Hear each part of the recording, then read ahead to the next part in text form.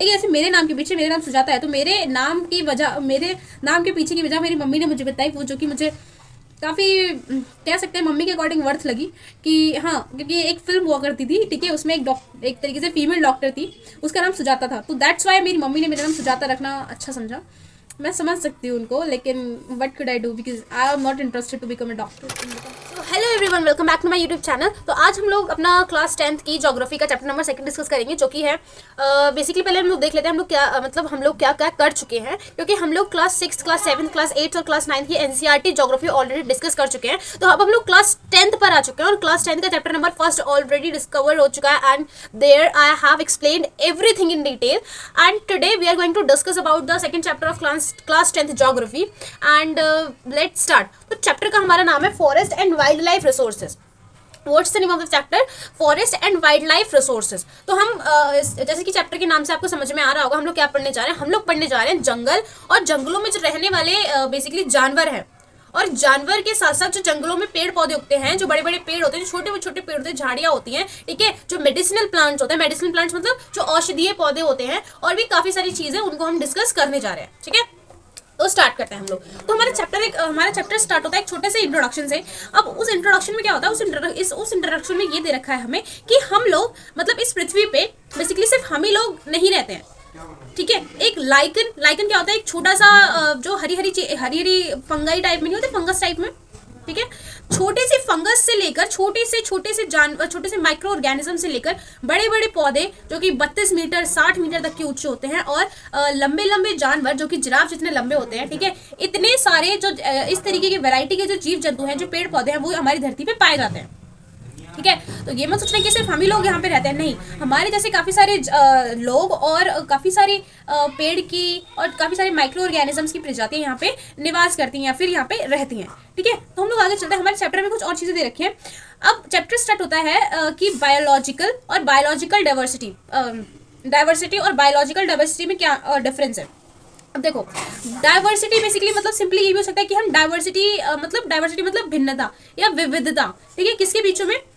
अगर हम diversity in terms of human देखें, ठीक है, diversity in terms of human races देखें, तो वो एक अलग चीज़ है, क्योंकि जो ह्यूमंस होते हैं, ठीक है, उनमें क्या होती है, भिन्न भिन्न तरीके की अलग विविधताएं होती हैं। कोई किसी की स्किन कलर अलग होता है, किसी का फेस कलर, किसी की इंटेलेक्चुअल अलग होता है, ठीक है। तो हम लोग उसके बारे में यहाँ पे डिस्कस नहीं कर रहे, हम लोग डिस्कस कर रहे हैं यहाँ पे बायोलॉजिकल डाइवर्सिटी, जिसका बेसिकली पर्पज है कि यहाँ पे हम लोग डाइवर्सिटी देखें, विविधता देखें, लेकिन किसकी, पेड़ों में जो विविधताएं आ रही हैं, मतलब एक तरीके का पेड़ इस जगह है और दूसरी तरीके से पेड़ दूसरी जगह हमें दिख रहा है, ठीक है। जैसे कि अगर राजस्थान का एग्जांपल ले, तो राजस्थान में हमें कैक्टस और अकाशिया और खजूर के पेड़ ही क्यों मिलते हैं। और अगर हम लोग ऊपर चले, उत्तर भारत में चले, तो उत्तर भारत के यूपी में जो वेस्ट यूपी है, साउथ वेस्ट यूपी है, हमें वहाँ पे सिर्फ पीपल के पेड़, आम के पेड़, ठीक है, नीम के पेड़, ये सारे पेड़ देखने को मिलते हैं। थोड़ा सा ऊपर चले तो अगर पर्वतीय वन देखें तो हमें सिर्फ वहाँ पे चीड़ के, पाइन के पेड़ ही देखने को मिलते हैं।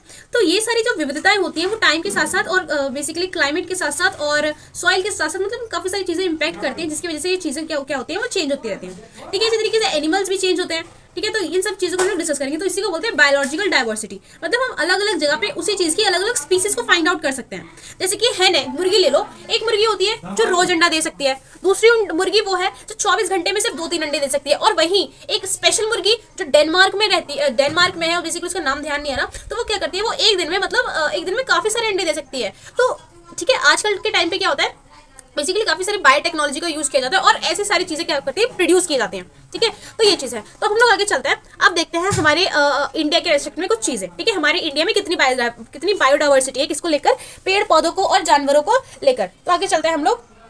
तो स्टार्ट करते हैं अपना चैप्टर, मतलब बेसिकली स्टार्ट तो कर ही चुके हैं, लेकिन हम आगे चलते हैं उसमें, है ना। अब क्या करेंगे हम लोग, अब देखेंगे कि हमारे यहाँ पे बेसिकली कितने परसेंट, ठीक है, कितनी परसेंट बायोडाइवर्सिटी पाई जा सकती है या पाई जाती है। तो हमारे यहाँ पे 8% डाइवर्सिटी किस चीज़ की, 8% डाइवर्सिटी किस चीज़ की, एनिमल्स की और प्लांट्स की यहाँ पे पाई जाती है। और अगर हम इसको, मतलब मैंने आपको बताया था कि हम किसी भी चीज़ को कैसे गिन सकते हैं, किसी भी चीज़ को कैसे काउंट कर सकते हैं, किसी भी चीज़ को कैसे इंटरप्रेट कर सकते हैं, मैंने आपको बताया था।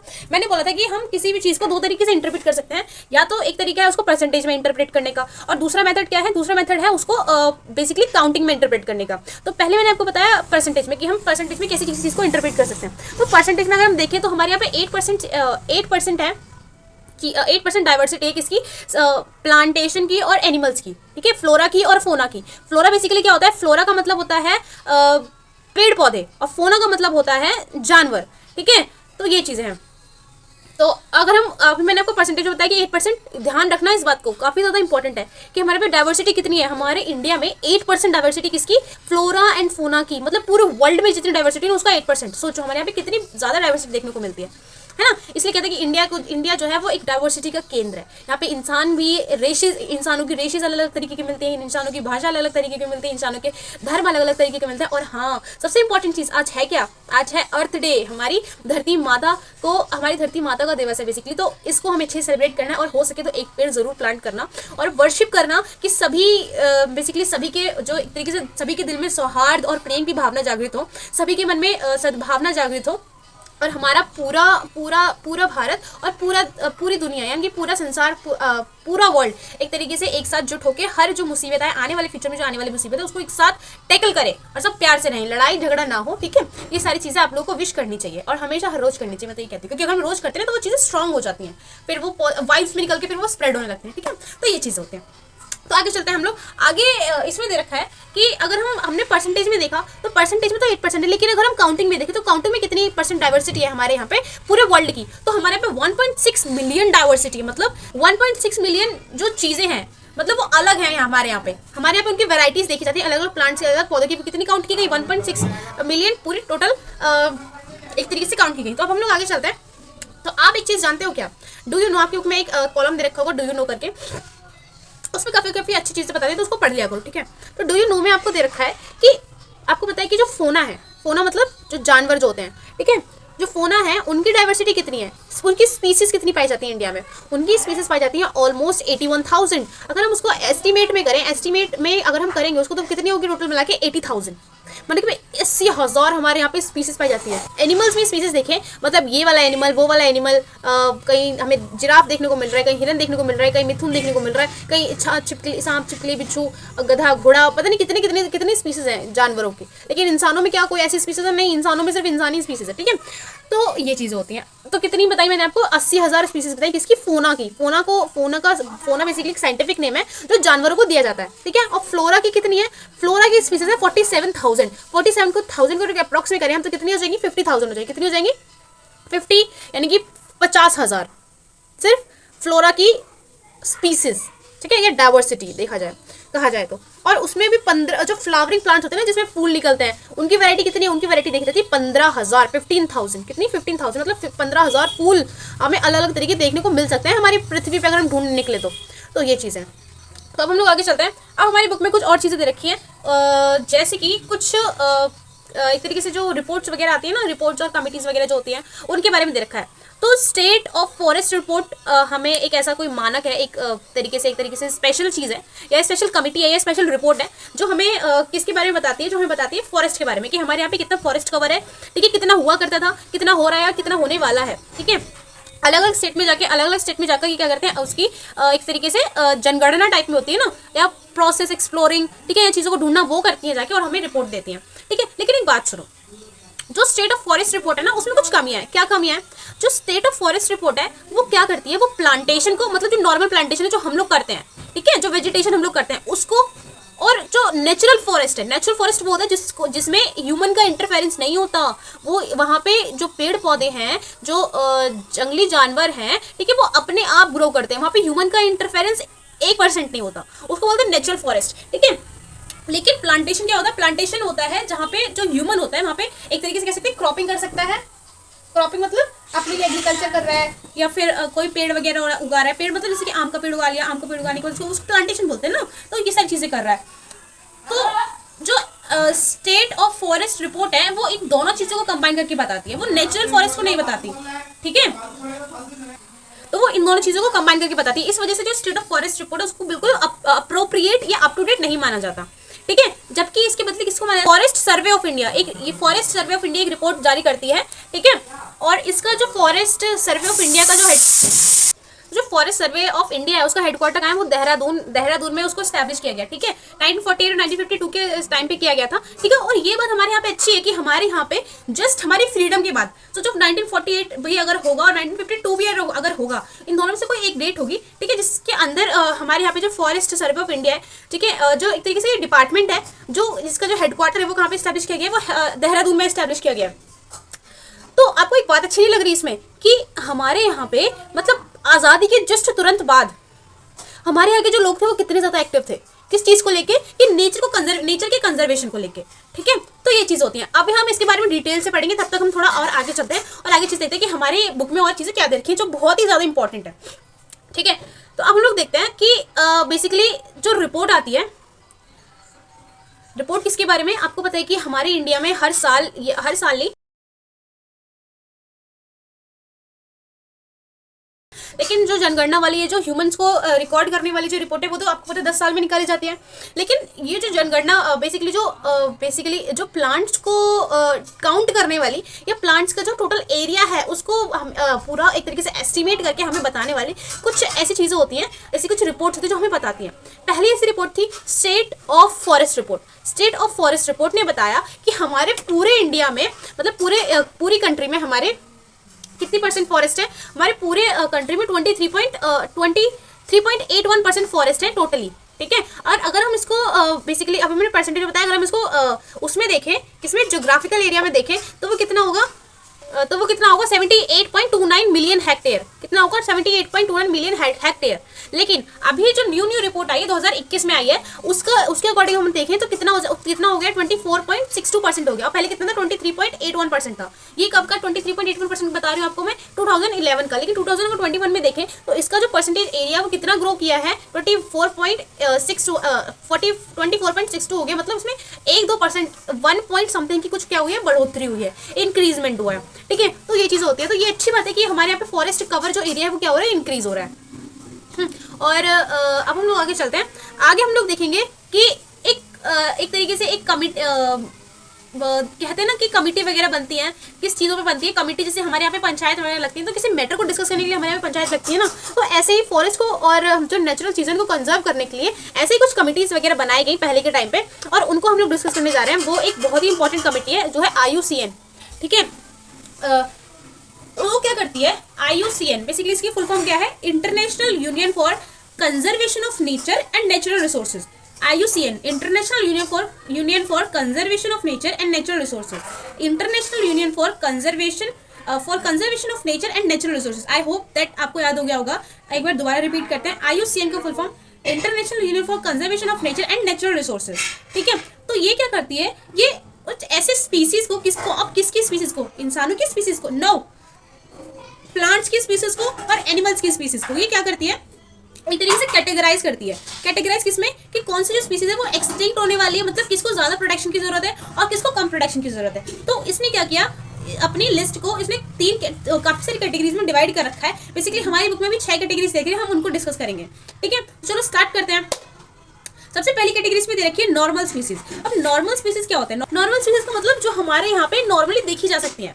मतलब अगर मान लो अपने घर से निकलने के बाद हमें जो जानवर की स्पीसीज या कोई भी एनिमल जो हमें नॉर्मली दिख जा रहा है, जैसे कि बिल्ली हो गया, ठीक है, कुत्ता हो गया, गाय हो गई, भैंस हो गई, मुर्गी हो गया, बत्तख हो गया, ठीक है, ये सारी जो चीजें हैं, ठीक है। और क्या क्या हो सकता है, पाइन का पेड़, रोडेंट्स मतलब चूहे वगैरह, गिलहरी वगैरह। रोडेंट्स में सिर्फ चूहे वगैरह नहीं आते, उसमें गिलहरी वगैरह और छोटे मोटे जो चूहे के टाइप के जो एनिमल्स होते हैं वो इंक्लूड हो जाते हैं, ठीक है। तो वो क्या होता है, वो नॉर्मल एक तरीके से नॉर्मल स्पीसीज होती हैं, ठीक है। तो ये हमारा फर्स्ट टाइप का था। तो सेकंड टाइप पे चलते हैं। सेकंड टाइप है हमारा एंडेंजर्ड स्पीसीज। कौन सा है, एंडेंजर्ड स्पीसीज। अब एंडेंजर्ड स्पीसीज वो स्पीसीज होती हैं जिनको थ्रेट है कि वो एक्सटिंक्ट हो जाएंगी अगर उन पे जो लगने वाली जो एक्सटर्नल वर्स्ट फोर्सेज हैं। अब एक्सटर्नल वर्स्ट फोर्सेज मतलब जो उनके ऊपर नेगेटिव फोर्सेज लग रहे हैं। नेगेटिव फोर्सेज मतलब जैसे कोई मान लो कि चलो कोई चूहा है, ठीक है। अब क्या हो रहा है, उस चूहे को मतलब बेसिकली चूहा कैसा होता है, सर्वाहारी टाइप में होता है। वो घर की चीज़ें भी खा लेता है, मतलब घर की चीज़ें कैसी जो वेजिटेबल्स वगैरह होती हैं, और बाहर की चीज़ें भी खा लेता है। बाहर की चीज़ें कैसी जो मीट्स वगैरह होते हैं।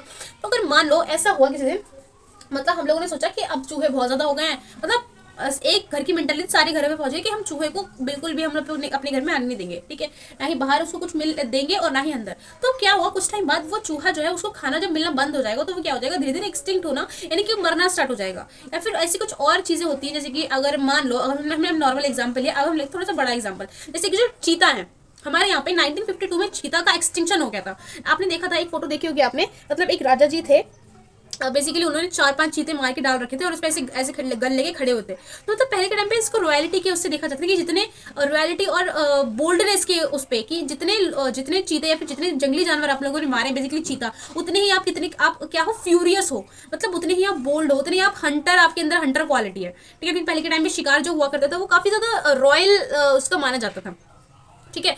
तो अगर उसको बेसिकली एक्सटिंक्ट, वो चीता जो है एक्सटिंक्ट हुआ क्यों, यहाँ पे एक्सटिंक्ट इसलिए हुआ क्योंकि उसको कुछ प्रॉब्लम्स हुई। क्या प्रॉब्लम्स हुई यहाँ पे, पहले तो क्लाइमेट चेंज होना स्टार्ट हुआ, फिर वहाँ पे प्रेज खत्म हो गई। प्रेज मतलब जो जानवर, जो ये जो वाइल्ड एनिमल्स होते थे, जो चीता वगैरह होते थे, वो जो जिनको वो खाया करते थे, छोटे मोटे जो जीव, उनको ही तो खाते हैं।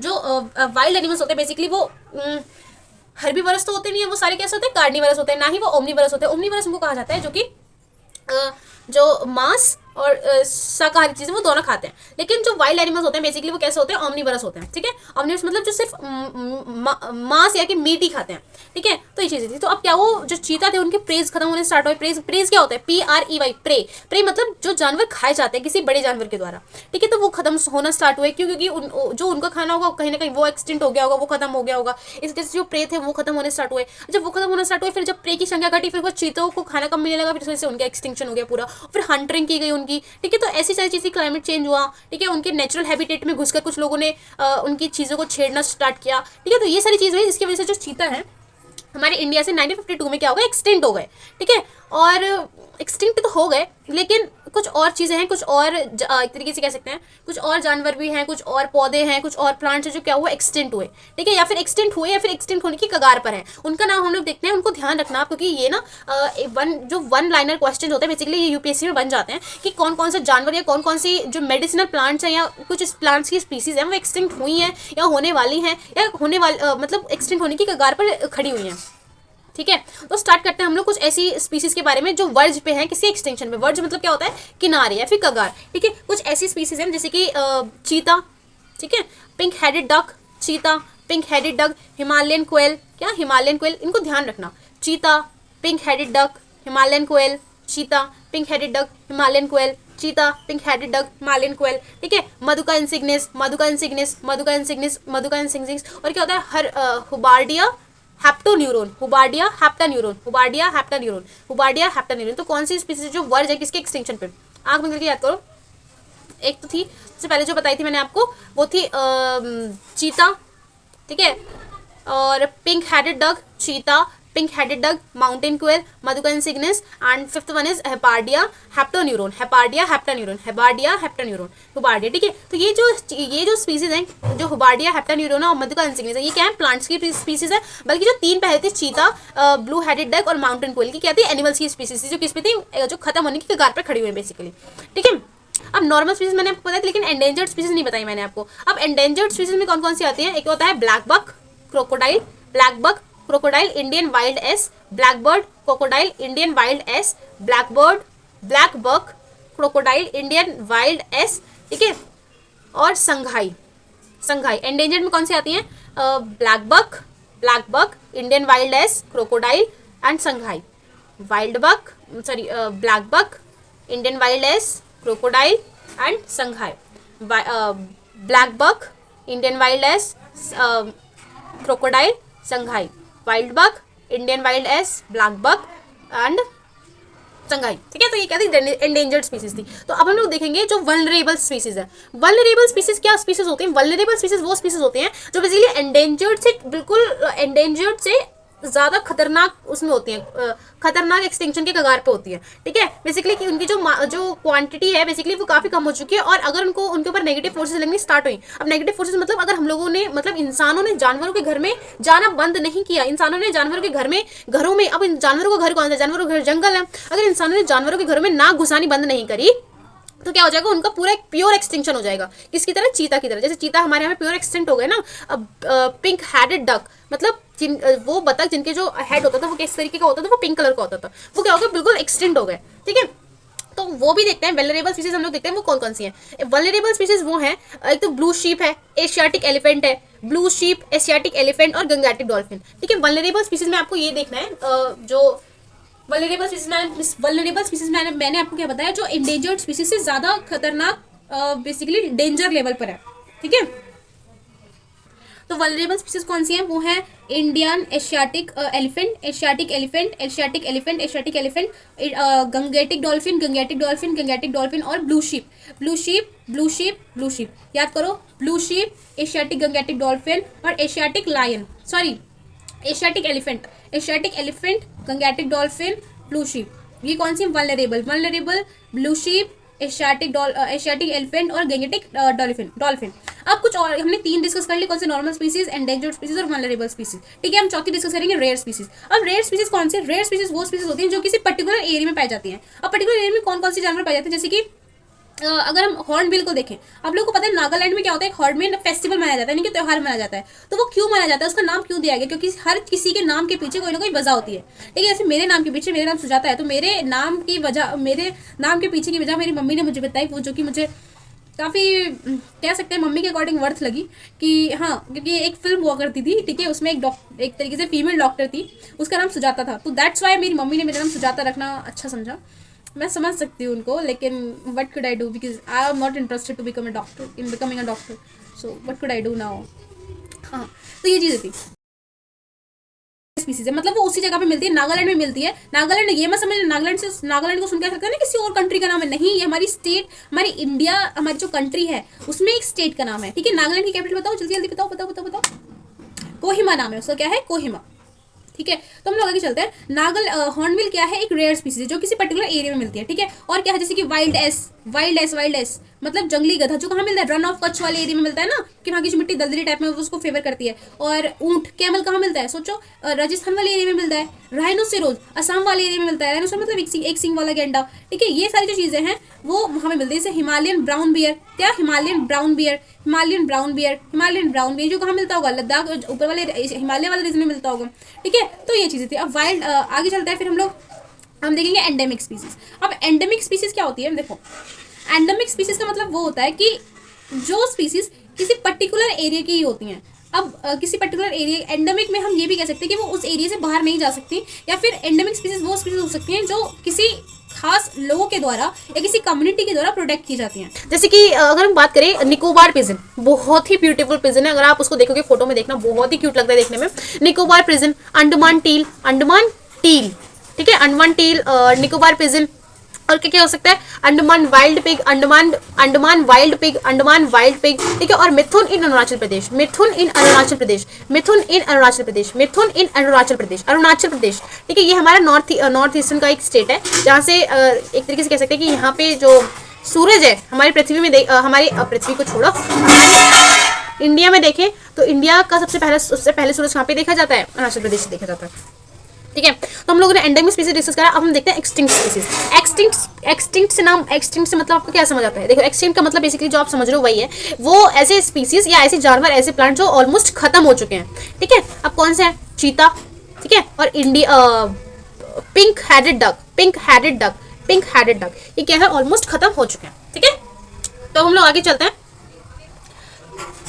तो आगे देखते हैं हम लोग। अब हम थोड़ी सी बात करेंगे किसके बारे में? चीता के बारे में। अब चीता एक ऐसा जानवर है, बेसिकली आप लायन नहीं, कभी कभी होता है कि हम लोग चीता और जैगुआर में क्या करते हैं, अंतर समझ नहीं पाते, इसको सिमिलर समझ लेते हैं। तो आपके ऊपर डिफरेंस उसको दे रखा है। उसका डिफरेंस क्या है कि जो चीता होते हैं उनके यहाँ से लेकर, मतलब आंखों से लेकर उनके जो मुंह तक होता है, कुछ लाइनिंग टाइप में होती है, वो बेसिकली चीता होते हैं। और आपको एक बात पता है कि आपको पता है कि जो चीता है वो पूरे वर्ल्ड का फास्टेस्ट रनिंग एनिमल है, मतलब वो बहुत तेज दौड़ सकता है। उसकी जो स्पीड है दौड़ने की 112 से 118 किलोमीटर प्रति घंटे की रफ्तार से होती है।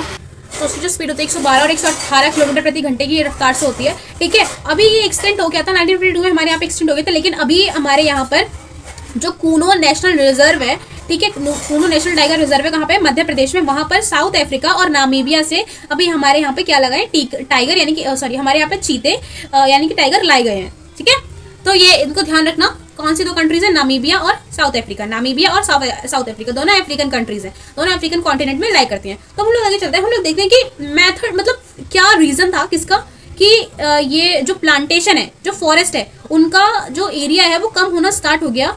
ठीक है, वो कम हुआ या कम होना स्टार्ट हो गया, या कैसे हुआ, पास्ट की हिस्ट्री क्या है कि क्यों खत्म होना स्टार्ट हुआ। अब सुनो, इसके पीछे काफी सारे रीजंस हैं, क्योंकि आपको पता है कि जो हमारी कंट्री है, जो हमारा भारत है, 200 सालों तक अंग्रेजों का गुलाम रहा था। वो अंग्रेजों का गुलाम हुआ कैसे था, इसी वजह से तो हुआ था कि हमारे यहाँ पे वो लोग ट्रेड करने आए थे। अब ट्रेड करने आए तो उन्होंने देखा कि हमारा जो भारत है बेसिकली वो हर तरीके से समृद्ध है। हर तरीके से समृद्ध, तो हमारे यहाँ पे हर तरीके का नेचुरल रिसोर्स आप देखने को मिल सकता है। आपको हर तरीके की जोग्राफिकल लैंड फॉर्म देखने को मिल सकता है, हर तरीके के लोग देखने को मिल सकते हैं, मतलब हर चीज हमारी जो भारत है पूरा समृद्ध है। तो यहाँ पर उन्होंने क्या किया, उन्होंने देखा कि हमारे यहाँ पे नेचुरल रिसोर्सेज काफी सारे हैं, ठीक है, काफी ज्यादा फॉरेस्ट है, काफी सारी चीजें हैं जो हमारे यहाँ पे देखने को मिलती है, मेडिसिनल प्लांट्स हैं, अलग अलग वैरायटी है एनिमल्स की। तो उन्होंने क्या किया, उनको एक्सप्लॉइट करना स्टार्ट किया। एक्सप्लॉइट मतलब उनको बर्बाद करना स्टार्ट किया। यहाँ से क्या करते थे, वो रॉ मटेरियल निकाल के लेके जाते थे। रॉ मटेरियल निकालने के बाद वो क्या करते थे, अपनी कंट्री में ले जाके उसको बनाते थे और फिर दोबारा हमें क्या करते थे, सेल करते थे। ठीक है, तो ये चीजें वो लोग कर रहे थे। अब क्या हुआ, उन्होंने कुछ ऐसी चीजें भी हम पे इम्पोज करी, जैसे कि हमें क्या करनी है, नील की खेती करनी है। नील की खेती करने की वजह से क्या होता था कि जो हमारी लैंड है, बेसिकली जो भूमि है, वो एक तरीके से बंजर हो जाती थी कुछ सालों बाद। सिर्फ 1-2 साल बाद, अगर 1-2 साल हम नील की खेती करेंगे तो फिर वो जो भूमि है वो किसी लायक नहीं रहती थी। मतलब फिर उसमें उसको काफी सालों तक छोड़ना पड़ता था खाली, और इसमें काफी ज्यादा हमें मेहनत करनी पड़ती थी ताकि वो दोबारा से उपजाऊ बन जाए। तो मतलब एक तरीके से पास्ट से ये रहा कि जो ये लोग थे, जो अंग्रेज लोग थे, उन्होंने क्या किया, हमारे यहाँ के जो नेचुरल रिसोर्सेज को डिस्ट्रॉय करना स्टार्ट किया। ठीक है, जब इनके यहाँ पे रेल की पटरी वगैरह बनती थी, क्योंकि पहले तो क्या बनती थी, किससे बनाई जाती थी, लकड़ी के जो स्लीपर्स होते थे, स्लीपर, उनसे बनाई जाती थी। अभी भी देखा जाए तो जो पुल के नीचे जो इतने बड़े से वो लगाए जाते हैं, लकड़ी के ही लगाए जाते हैं, ताकि वो एक्सपेंशन में जब वो एक्सपेंड करे और बेसिकली जब वो कंप्रेस करे और उसको जब डीकम्प्रेस करे तो वो उसमें एडजस्ट हो जाए। तो अभी तक भी जो वुड रिसोर्स है वो काफ़ी यूज़ किए जाते हैं। ठीक है, और दूसरी बात ये हुई, जब उसके बाद जो अंग्रेज उन्होंने हमारे पर शासन किया, फिर उन्होंने ये सारी चीज़ें करनी स्टार्ट करी, हमारा एक्सप्लॉइटेशन किया, हमारे यहाँ के पेड़ पौधे काट के ले गए, हमारे नेचुरल रिसोर्स ले गए, और हमारे यहाँ पे क्या किया, उन्होंने लोगों को उस लत में लगा दिया कि वो क्रॉप, कौन सी क्रॉप, कैश क्रॉप्स को प्रोड्यूस करे, और हमारे यहाँ की जो भूमि थी वो बंजर होनी स्टार्ट हो गई, हमारे जो नेचुरल रिसोर्स है वो खत्म होना धीरे धीरे स्टार्ट हो गया।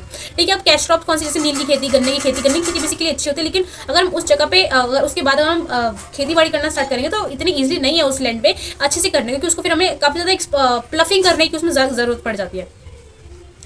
तो ये चीज़ है। ठीक है, अब तो आगे चलते हैं। आगे और क्या हुआ कि जो आदिवासी लोग थे उन्होंने वो क्या करते थे, वो शिफ्टिंग कल्टीवेशन करते थे। शिफ्टिंग कल्टीवेशन मतलब एक जगह की जो भूमि थी वहाँ पे जो जंगल वगैरह हो करते थे वहाँ को जला के उसके बाद वहाँ पे भूमि उन्होंने मतलब खेती बाड़ी करनी स्टार्ट करी। जब खेती बाड़ी करनी स्टार्ट करी फिर वो जब वहाँ का जो लैंड है एक तरीके से बंजर टाइप में हो, क्योंकि पहले उनको मैनुअर वगैरह नहीं, खाद वगैरह के बारे में पता नहीं था, तो वो क्या करते थे, उसको जला के फिर उसको छोड़ के फिर दूसरे एरिया में चले जाते थे। तो इससे भी हमारी लैंड को काफ़ी ज़्यादा और नेचुरल रिसोर्स काफ़ी ज़्यादा दिक्कत देखने को मिली। और एक कॉलोनियल पॉलिसी हुआ करती थी हमारे यहाँ पे, वो हुआ करती थी एनरिच्ड प्लांटेशन। इसका मतलब क्या था कि वो किसी स्पेसिफिक चीज़ को उगाने के लिए वो हर स्पीसीज को खत्म कर देते थे। आप सोचो, कोई भूमि है, ठीक है, मतलब कोई जंगल है, ठीक है, जंगल का कोई एक पार्ट है, वहाँ पे अगर वहाँ पे कितनी सारी वैरायटी के प्लांट्स उगे होंगे, ठीक है, कितनी सारी वैरायटी के प्लांट्स बेसिकली उस जमीन पे उगे होंगे। अब उस प्लांट्स की वजह से उनको खाने वाले जो जीव जंतु हैं, छोटे मोटे, छोटे से बड़े, वहाँ पे कितने सारे होंगे। लेकिन जो अंग्रेज है उन्होंने क्या किया, उस जंगलों को कटवा के उन्होंने उन स्पीसीज को भी कटवाया जो न्यूली ग्रोथ थी, मतलब जो नए उगने वाली थी और जो नई कैटेगरी की उगने वाली थी। डाइवर्सिटी के तरीके से उन्होंने खत्म करने की कोशिश करी। ठीक है, उससे क्या हुआ, उन्होंने क्या किया, एक तरीके की प्लांट के लिए, एक तरीके की क्रॉप के लिए, एक तरीके की फसल के लिए उन्होंने सारी तरीके की डाइवर्सिटी को खत्म करने की कोशिश करी। अब ऐसे कुछ एग्जाम्पल है, जैसे कि टीक मोनोकल्चर, मतलब उन्होंने क्या किया, साउथ इंडिया में टीक को उगाना स्टार्ट करा। ठीक है, टीक एक तरीके का प्लांट हुआ करता था, उसको उगाना स्टार्ट किया अपने फायदे के लिए। ठीक है, और कुछ ऐसी प्लांटेशन करवाई जैसे कि हिमालय वाले रीजन में उन्होंने चीर और पाइन की खेती करवाई, जिससे जो वहाँ की जो नेचुरल वेजिटेशन थी, अब नेचुरल वेजिटेशन कौन सी थी, जैसे कि ओक हुआ करती थी, पाइन हुआ करती थी। ठीक है, ये रोडोडेंड्रन फॉरेस्ट हुआ करते थे। रोडोडेंड्रन बहुत ही ब्यूटीफुल फ्लावर है, आप देख सकते हैं यहाँ पे, उसकी खेती मतलब वो हुआ करते थे, वो नेचुरली क्या हुआ, खत्म हो गए। क्यों? क्योंकि उन्होंने वहाँ पे क्या हुई, दूसरी खेती करवानी स्टार्ट कर दी थी। तो ये चीज़ हुआ करती थी।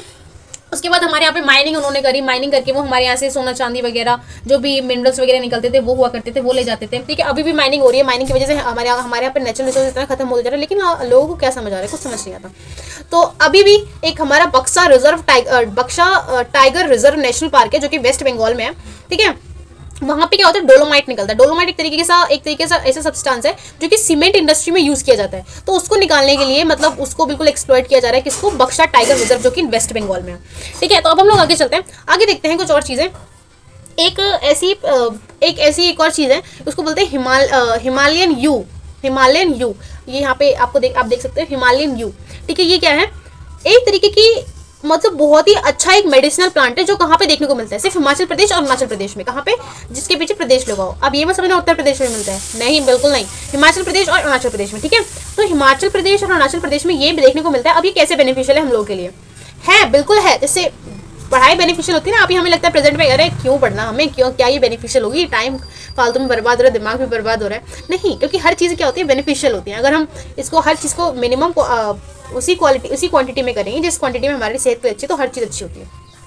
ठीक है, तो ये जो थी मतलब क्या थी, हिमालयन यू एक तरीके से मेडिसिनल प्लांट है। जैसे कि तुलसी है, नीम है, ये कैसे पौधे हैं, ये मेडिसिनल प्लांट है, मतलब औषधीय पौधे हैं। तो इसी तरीके से एक हिमालयन यू हुआ करता था। वो क्या करता था, वो एक तरीके से एक गम निकालता था, या एक पिगमेंट कह सकते हैं, या फिर एक तरीके से रेजिन कह सकते हैं, इसको बोला एक तरीके से केमिकल सब्सटेंस कह सकते हैं, वो निकाला करता था। उसका नाम था टैक्सोल। अब टैक्सोल है, वो क्या करता था, वो एक एंटी कैंसर एजेंट था। मतलब उससे कैंसर नहीं होता था, उसके कैंसर सेल जो थी वो मर जाती थी अगर उसको इंसान उसको ले लेता था। तो उस वजह से क्या हुआ, उसको एक मेडिसिनल दवाई का नाम दिया गया, टैग दिया गया। तो उससे जो कैंसर जो था वो काफ़ी मतलब हद तक खत्म हो जाता था। तो इस वजह से क्या हुआ, ये सारी चीज़ें जब स्टार्ट हुई, मतलब इन लोगों ने एक्सप्लॉइटेशन करना स्टार्ट किया, मतलब सिर्फ एक प्लांटेशन के लिए, मतलब एक खेती के लिए, सिर्फ अपने फायदे के लिए उन्होंने वहाँ पे डाइवर्सिटी खत्म करनी स्टार्ट करी। तो इसका भी एक्सप्लॉइटेशन होना स्टार्ट हो गया, इसका एक्सटिंक्शन होना स्टार्ट हो गया। अब सोचो, जो चीज़ हमारे लिए अच्छी है अगर वही खत्म होनी स्टार्ट हो जाएगी, अगर तो वो लोग कैसे सर्वाइव कर पाएंगे। ठीक है, तो ये चीज़ होती है, काफ़ी सारी होती है। मतलब ऐसे इससे एग्जाम्पल है कि ऐसे ही काफ़ी सारे पौधे वगैरह हैं, काफ़ी सारे चीज़ें हैं, उनका खत्म होना स्टार्ट हुआ। ठीक है, अब तुम ये बोलोगे कि जानवर हमारे लिए अच्छे नहीं है, माइक्रो ऑर्गेनिज्म हमारे लिए अच्छे नहीं है। बिल्कुल हमारे लिए अच्छे होते हैं। आपने योगर्ट देखा, योगर्ट मतलब खाया योगा दही, उसमें जो एनिमल्स कह रहे हो, उसमें जो माइक्रो ऑर्गेनिज्म होते हैं, बैक्टीरिया होते हैं, वो कौन से होते हैं, लैक्टोबैसिलस। लेकिन वो हमारे हेल्थ के लिए अच्छे होते हैं, हमारी बॉडी को अच्छा करते हैं, वो हमारे माइंड को अच्छा करते हैं, वो हमारी बॉडी में काफी पॉजिटिव इफेक्ट डालते हैं। तो एनिमल्स जो होते हैं, माइक्रो ऑर्गेनिज्म जो होते हैं, वो हमारे लिए अच्छे होते हैं। तो और भी कुछ चीज़ें जैसे कि जो इंसानों ने करी हैं कुछ चीज़ों को खत्म करने की, जैसे कि एक्सप्लॉइटेशन ऑफ नेचुरल हैबिटेट। मतलब जो जानवरों का जो नेचुरल हैबिटेट है, मतलब जो नेचुरल घर है, उनके घरों में जा जाके जानवरों को मारते हैं, जानवरों के घरों में जा जाके जानवरों को मारते हैं। सोचो, अगर आपके घर में कोई आपको मार के जाए, डोंट चाटे, कैसे लगेगा आपको? बहुत ही बुरा लगेगा ना। तो अगर जानवरों के घर में इंसान घुस के उनको मार के आते हैं, तो उनके सगे संबंधी या फिर उनके जैसे और जानवरों को कैसा लगता होगा? बुरा लगता होगा ना। तो अपने लिए सोच सकते, तो उनके लिए क्यों नहीं सोच सकते? और फॉरेस्ट फायर का कभी आग लग जाती है जंगलों में, ठीक है, हंटिंग की जाती है, पोचिंग की जाती है। मतलब कुछ जो दांत होते हैं किसके, जानवरों के जो दांत होते हैं, उनको आइवरी बना के, मतलब हार वार वगैरह बना के पहना जाता है। और चीते के बेसिकली जो हड्डियाँ करती थी उनको मेडिसिन में यूज़ किया जाता था, इस वजह से उनकी पोचिंग या फिर उनकी हंटिंग की जाती थी। तो ये सारे रीजन है, काफ़ी सारे रीजन है। ओवर पॉपुलेशन मतलब पॉपुलेशन बहुत ज़्यादा हो जाती है, तो लोग क्या करते हैं, फिर रिसोर्स को ज़्यादा यूज़ करना स्टार्ट कर देते हैं। तो ये सारे रीजन जो है बेसिकली किसी भी नेचुरल रिसोर्स को और किसी भी नेचुरल रिसोर्स के एक्सप्लॉइटेशन के लिए काफ़ी है। ठीक है, तो हम लोग आगे चलते हैं। क्या आपको एक बात पता है कि तब से लेकर अब तक, मतलब जब से अर्थ स्टार्ट हुई हमारी, जब से हमारी इंडिया बनी, ठीक है, तब से लेकर अब तक हमारे यहाँ पे जो हाफ फॉरेस्ट है वो खत्म हो चुका है। ठीक है, हाफ मतलब 1/2, और 1/3 जो है वेटलैंड्स। अब वेटलैंड्स क्या होता है? वेटलैंड्स एक ऐसा एरिया होता है जहाँ पे पानी बेसिकली हर मौसम में रहता है। बेसिकली तराई रीजन को भी आप वेटलैंड कह सकते हो। और वेटलैंड हमारे यहाँ पे इतने मतलब वेटलैंड हमारे यहाँ पे नहीं, हर कंट्री में इतने इंपॉर्टेंट होते हैं, क्योंकि वहाँ पे क्या होता है, बायोडाइवर्सिटी बहुत ज़्यादा होती है, बहुत ज़्यादा। क्योंकि हमारे यहाँ वहाँ पे हमेशा पानी रहता है, धूप रहती है, तो वहाँ पे पौधे अलग अलग वैरायटी के होते हैं और वहाँ पे जानवर अलग अलग वैरायटी के देखने को मिलते हैं। उनको वेटलैंड्स बोलते हैं। लेकिन 1/3 एक्सप्लॉइटेशन हुआ है इनका वेटलैंड्स का भी। ठीक है, 40% एक्सप्लॉइटेशन हुआ किसका? मैंग्रोव जो ट्रीज होती हैं, मैंग्रोव ट्रीज मतलब सुंदरी वन। ये कहाँ पे मिलते हैं? वेस्ट बंगाल में जो सुंदरवन डेल्टा है वहाँ पे देखने को मिलता है। ठीक है, तो हम लोग आगे चलते हैं। अब आपने कभी सोचा कि अगर एनवायरमेंट का, अगर एक तरीके से जो प्रकृति है उसका हम हनन कर रहे हैं, उसको हम एक तरीके से असुरक्षित बना रहे हैं, उसको एक तरीके से हानि कर रहे हैं, तो उससे हमारे लिए भी हानि हो सकती है। बिल्कुल हो सकती है, क्योंकि आप लोगों को पता है जो ट्राइबल कम्युनिटीज़ हैं, ठीक है, वो क्या करती हैं, वो जंगलों में जाकर अपने लिए लाइफ स्टॉक्स इकट्ठा करती हैं। ठीक है, कह सकते हैं उनको, जो फायर वुड है उनको इकट्ठा करती हैं। ठीक है, मतलब लकड़ियाँ इकट्ठा करती हैं ताकि उनके घर में चूल्हा जल सके। मतलब वो फ्रूट्स इकट्ठा करते हैं ताकि उनके जो घर के लोग हैं वो उसको अच्छे से खा सके। तो ये चीज़ होती है। लेकिन अगर हम लोग इन चीज़ों को खत्म कर देंगे तो हमारे लिए ही बुरा रहेगा, क्योंकि वो जो लोग हैं फिर वो अच्छे से खा नहीं पाएंगे। अगर वो खा नहीं पाएंगे तो माल न्यूट्रिशन में उनकी बॉडी हो जाएगी, फिर हमारे लिए ऊपर एक तरीके से वो लायबिलिटी बन जाएगी किसी भी कंट्री के ऊपर। क्योंकि अगर उनको जब ऐसी चीज़ें होंगी तो फिर वो क्या करेंगे, वो प्रोडक्टिव तो होंगे नहीं, फिर वो क्या करेंगे, हॉस्पिटल में जाएंगे, हॉस्पिटल में जाने के बाद फिर वो मतलब अफोर्ड नहीं कर पाएंगे सारी चीज़ें, फिर एक तरीके से ये लायबिलिटी हो जाएंगी कि हमें इनका देखभाल करनी पड़ेगी। तो ये सारी चीज़ें होती हैं, फिर वो क्या हो जाएगी, वो कंट्री वो धीरे धीरे पुअर होती जाएगी। तो ऐसी चीज़ें होती हैं कि हमें ना मतलब जो नेचर है बेसिकली वो क्या करता है, अगर आप उसको हानि करोगे वो अल्टीमेटली आपको किसी न किसी तरीके से आपको भी हानि कर रहा है, ठीक है। तो इससे क्या होगा, पूरी कंट्री गरीब देश बन जाएगा और फिर जो डेवलपमेंट है वो बिल्कुल अंडर डेवलपमेंट की तरफ चली जाएगी वो कंट्री। तो ऐसी जैसी चीज़ें हो सकती हैं। तो आई होप आपको ये चैप्टर समझ में आएगा। हम लोगों ने सिर्फ आधा चैप्टर डिस्कस करा है। और हाँ, ध्यान रखना, क्योंकि अभी आप सोच रहे हो कि मैंने तो यूपीएससी क्लियर करें, तो मुझे कैसे आइडिया है? मुझे एक्चुअली आइडिया है क्योंकि मैंने इस चैप्टर के एमसीक्यूज वगैरह दे रखे हैं जो यूपीएससी में बेसिकली आ रखे हैं।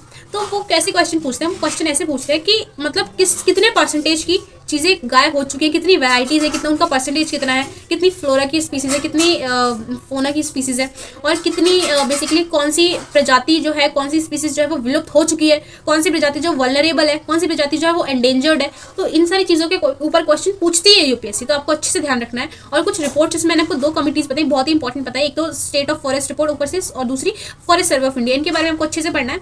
और फिर मिलते हैं तब तक हम नेक्स्ट वीडियो में। तब तक के लिए आप पढ़ते रहें और हमेशा खुश रहें और अपना अच्छे से ध्यान रखें। और हाँ, आज एक पेड़ लगाना मत भूलना प्लीज़। Bye bye.